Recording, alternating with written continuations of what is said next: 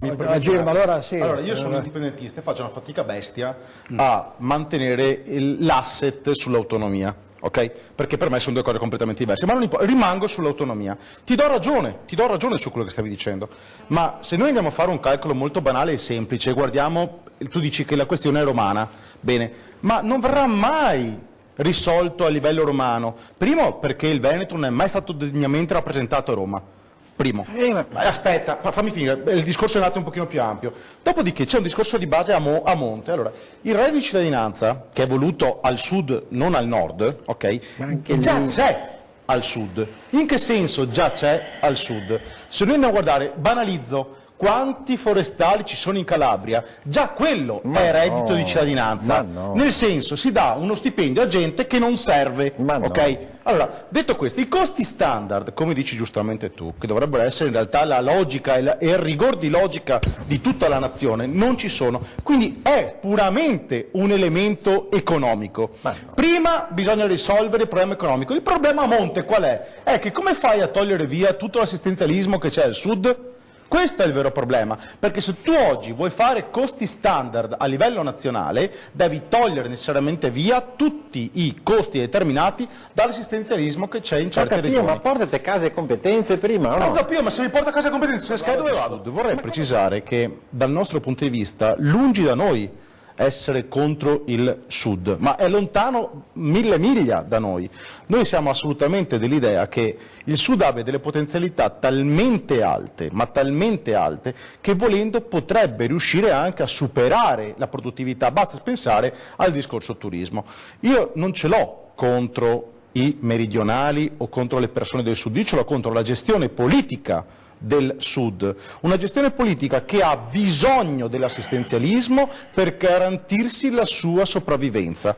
Quindi il problema a monte non è la persona, il turiddu della situazione, ma il problema è come viene gestita la politica funzionalmente al ritorno elettorale, perché di questo stiamo parlando. E fin tanto che ci sarà questo problema non si può scardinare. Allora uno dei modi per poter scardinare è far mancare la terra sotto i piedi.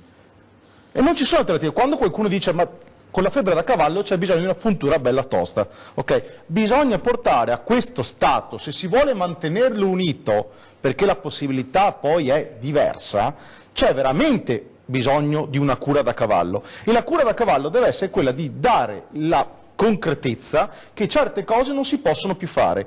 Non si possono più mantenere un numero di dipendenti regionali in Sicilia che sono la somma di dipendenti regionali di Veneto, Lombardia e Piemonte messi assieme, perché non ha senso logico, perché quello è già reddito di cittadinanza, solo che è particolarmente elevato. Non si possono mantenere... solo che è stupido. Appunto, è stupido. È stupido. È stupido, quindi è stupido. Quindi fin tanto che la politica è questa, non si può cambiare. Quindi, tolto via l'ambigramma che un indipendentista o un forte autonomista è anti-Sud, lontano da noi. Per noi è una questione assolutamente culturale, identitaria, sociale, ovvio che è anche economica. Poi quando mi si dice, quando sento il sindaco parlare di intanto prendiamo le competenze con i costi storici, che è già un prendere, io sono d'accordo, ha ragione, è vero, se come ha subdorato Zaia prima del referendum ci vengono tornate le 23 competenze è già qualcosa, anche se in realtà ci aveva raccontato la favola dell'orso che c'erano anche i 9/10 residuo fiscale e questo l'ha detto miliardi... Aspetta, fammi finire. Ora, quindi va bene le 23 competenze, ma ricordiamoci che le 23 competenze così con quei soldi sono qualcosa, ma non scardinano il problema a livello nazionale. Il problema... Con l'autonomia di regioni come quelle del nord si dovrà necessariamente ristrutturare a livello socio, politico, economico tutta la nazione. E ricordiamoci che il passaggio successivo al non raggiungimento dell'autonomia può essere qualcosa di diverso che rientra nell'articolo 5 della Costituzione.